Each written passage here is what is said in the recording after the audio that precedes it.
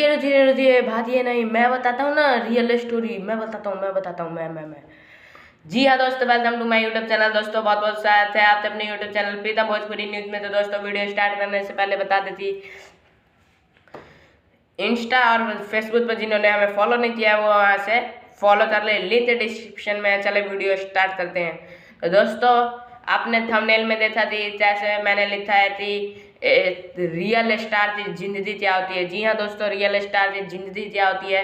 तो दोस्तों देखिए, अभी लंदन में पवन सिंह, काजल राघवानी, शहर अफशा, मधु शर्मा, खेसारी लाल यादव और निशांत उज्ज्वल, ये सभी दोस्तों लंदन में अपनी तीन फिल्मों की शूटिंग कर रहे हैं। जी हाँ दोस्तों, पवन सिंह, खेसारी लाल यादव दोनों ही अपने तीन फिल्मों की शूटिंग कर रहे हैं और बहुत ही शानदार फिल्म की शूटिंग हो रही है।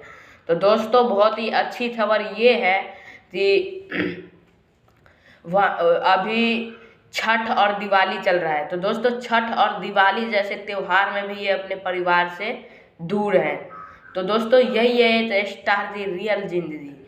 और जैसा भी त्योहार हो, लेकिन वो अपने काम तो लेते, जज्बा उनके अंदर जो होता है ना, वो काफ़ी तारीफ़ काबिल होती है।